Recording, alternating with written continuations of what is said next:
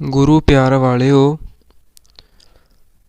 ਅਸੀਂ ਅਕਸਰ ਹੀ ਇਹ ਆਪਣੀਆਂ ਗੱਲਾਂ ਦੇ ਵਿੱਚ ਆਮ ਹੀ ਕਹਿ ਦਿੰਦੇ ਹਾਂ ਕਿ ਜੋ ਇਹ ਮਨੁੱਖਾ ਜਨਮ ਮਿਲਿਆ ਇਸ ਦਾ ਕੁਝ ਲਾਹਾ ਪ੍ਰਾਪਤ ਕੀਤਾ ਜਾਵੇ। ਜੇਕਰ ਸਾਡਾ ਕੋਈ ਬੱਚਾ ਕਿਸੇ ਕੰਮਕਾਰ ਵਿੱਚ ਇੰਟਰਸਟ ਨਹੀਂ ਰੱਖਦਾ ਜਾਂ ਸਾਰਾ ਦਿਨ ਵਿਹਲਾ ਰਹਿੰਦਾ ਤੇ ਅਸੀਂ ਅਕਸਰ ਹੀ ਉਹਨੂੰ ਇਹ ਗੱਲ ਆਮ ਕਰਕੇ ਕਹਿ ਹੀ ਦਿੰਦੇ ਹਾਂ ਕਿ ਇਹ ਜੋ ਮਨੁੱਖਾ ਜਨਮ ਮਿਲਿਆ ਹੈ ਇਹਦਾ ਕੋਈ ਲਾਹਾ ਲੈ। ਹੁਣ ਇਸ ਦਾ ਲਾਹਾ ਕੀ ਹੈ? ਇਸੇ ਹੀ ਤਰ੍ਹਾਂ ਮੇਰੇ ਸਤਿਗੁਰ ਸੱਚੇ ਪਾਤਸ਼ਾਹ ਜੀ ਨੇ ਵੀ ਇਹੀ ਕਿਹਾ ਕਿ ਵਣਜ ਕਰੋ ਵਣਜਾਰਿਓ ਵੱਖਰ ਲਿਹੋ ਸੰਭਾਲ। ਮੇਰੇ ਗੁਰੂ ਨੇ ਵੀ ਇਹੀ ਕਿਹਾ ਕਿ ਆਪਣੇ ਜੀਵਨ ਦਾ ਲਾਹਾ ਪ੍ਰਾਪਤ ਕਰ।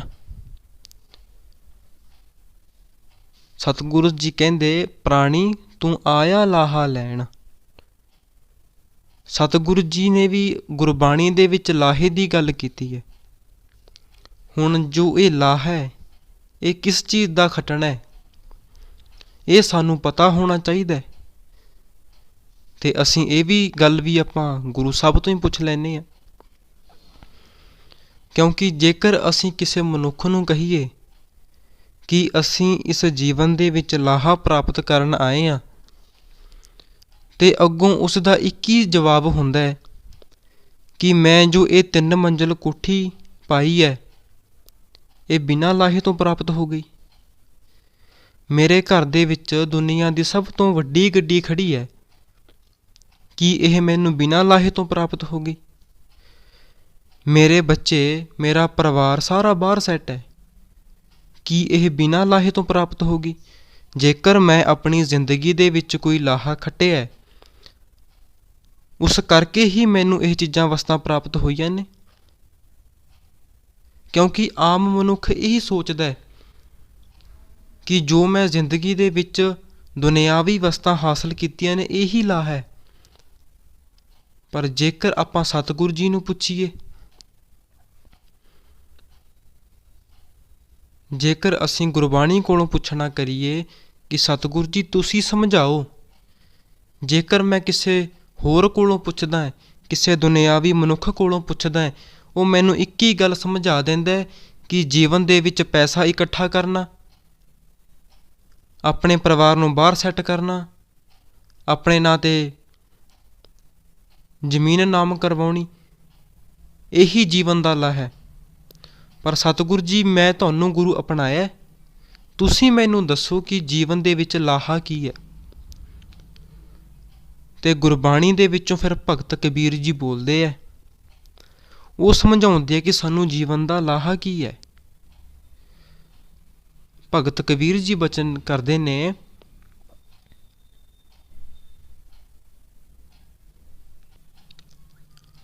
ਭਜੋ ਗੋਬਿੰਦ ਭੂਲ ਮਤ ਜਾਹੋ ਮਾਨਸ ਜਨਮ ਕਾ ਇਹੀ ਲਾਹੋ। ਕਿ ਇਸ ਮਨੁੱਖਾ ਜਨਮ ਦੇ ਵਿੱਚ ਆ ਕੇ ਪਰਮਾਤਮਾ ਦੀ ਬੰਦਗੀ ਕਰਨੀ, ਉਸ ਦਾ ਨਾਮ ਸਿਮਰਨ ਕਰਨਾ, ਭਗਤ ਕਬੀਰ ਜੀ ਕਹਿੰਦੇ ਇਹੀ ਮਨੁੱਖਾ ਜਨਮ ਦਾ ਲਾਹਾ ਹੈ।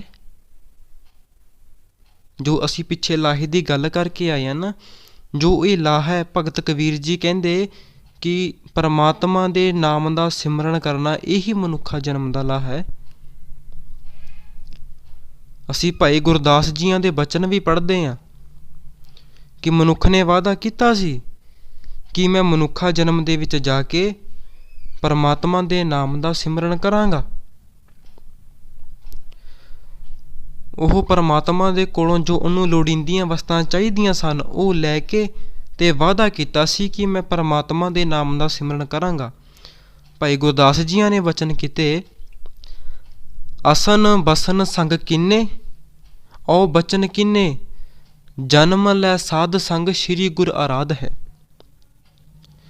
ਕਿ ਮਨੁੱਖ ਨੇ ਪਰਮਾਤਮਾ ਦੇ ਕੋਲੋਂ ਵਸਤਰ ਲਏ, ਆਪਣੇ ਖਾਣ ਪੀਣ ਦੀਆਂ ਲੋੜੀਂਦੀਆਂ ਦਾਤਾਂ ਪਰਮਾਤਮਾ ਤੋਂ ਲਈਆਂ ਤੇ ਇੱਕ ਬਚਨ ਕਰਕੇ ਆਇਆ ਸੀ ਪਰਮਾਤਮਾ ਨੂੰ ਕਿ ਜਨਮ ਲੈ ਸਾਧ ਸੰਗ ਸ਼੍ਰੀ ਗੁਰ ਆਰਾਧ ਹੈ, ਕਿ ਮੈਂ ਜਨਮ ਲੈ ਕੇ ਸਾਧ ਸੰਗਤ ਦੇ ਵਿੱਚ ਪਰਮਾਤਮਾ ਦੀ ਭਗਤੀ ਕਰਾਂਗਾ। ਪਰ ਹੋਇਆ ਕੀ? ਇਹਾਂ ਆਏ ਦਾਤਾ ਬਿਸਰਾਏ ਦਾਸੀ ਲਪਟਾਏ।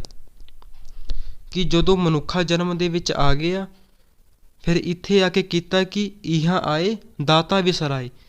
ਜਿਸ ਦਾਤੇ ਨੇ ਦਾਤਾਂ ਦਿੱਤੀਆਂ ਸਨ ਉਸ ਨੂੰ ਵਿਸਾਰ ਦਿੱਤਾ, ਹੋਇਆ ਕਿ ਦਾਸੀ ਲਪਟਾਏ। ਅਤੇ ਜੋ ਦਾਤਾਂ ਦਿੱਤੀਆਂ ਸਨ, ਜੋ ਉਹ ਮਾਇਆ ਸੀ, ਉਸ ਦੇ ਨਾਲ ਆਪਣਾ ਮਨ ਜੋੜ ਲਿਆ। ਇਹਾਂ ਆਏ ਦਾਤਾ ਵਿਸਰਾਏ, ਦਾਸੀ ਲਪਟਾਏ, ਪੰਚ ਦੂਤ ਭੂਤ ਭ੍ਰਮ ਭ੍ਰਮਤ ਅਸਾਧ ਹੈ। ਅਤੇ ਜੋ ਪੰਜਾਂ ਵਿਕਾਰਾਂ ਦੇ ਵਿੱਚ ਉਹ ਖਚਿਤ ਹੋ ਕੇ ਰਹਿ ਗਏ। ਅਤੇ ਭਾਈ ਨੰਦ ਲਾਲ ਜੀ ਵੀ ਇਹੀ ਬਚਨ ਕਰਦੇ ਹੈ ਕਿ ਮੈਂ ਇਸ ਮਨੁੱਖਾ ਜਨਮ ਦੇ ਵਿੱਚ ਇਸੇ ਕਰਕੇ ਆਇਆ ਕਿਉਂਕਿ ਮੈਨੂੰ ਬੰਦਗੀ ਕਰਨ ਦਾ ਸ਼ੌਂਕ ਸੀ। ਜੇਕਰ ਮੈਂ ਇਸ ਜਨਮ ਦੇ ਵਿੱਚ ਆ ਕੇ ਬੰਦਗੀ ਨਹੀਂ ਕਰਨੀ ਤੇ ਮੈਨੂੰ ਇਸ ਜਨਮ ਦੇ ਵਿੱਚ ਆਉਣ ਦਾ ਫਾਇਦਾ ਕੋਈ ਨਹੀਂ। ਭਾਈ ਨੰਦ ਲਾਲ ਜੀ ਨੇ ਦੀਵਾਨ ਗੋਇਆ ਉਹਨਾਂ ਦੀ ਰਚਨਾ ਹੈ, ਉਹਦੇ ਵਿੱਚ ਬੜੇ ਪਿਆਰੇ ਬਚਨ ਕੀਤੇ ਹੈ। ਹਵਾਏ ਬੰਦਗੀ ਅਵੁਰਦ ਦਰ ਵਜੂਦ ਮਰਾ, ਵਰਗ ਨਾ ਜ਼ੌਕ ਚੂਨੀ ਆਮਦ ਨਾ ਬੂਦ ਮਰਾ। ਹਵਾਏ ਬੰਦਗੀ ਅਵੁਰਦ ਕਿ ਮੈਂ ਇਸ ਜਨਮ ਦੇ ਵਿੱਚ ਆਇਆ, ਮੈਨੂੰ ਬੰਦਗੀ ਕਰਨ ਦਾ ਸ਼ੌਂਕ ਇਸ ਜਨਮ ਦੇ ਵਿੱਚ ਲੈ ਕੇ ਆਇਆ।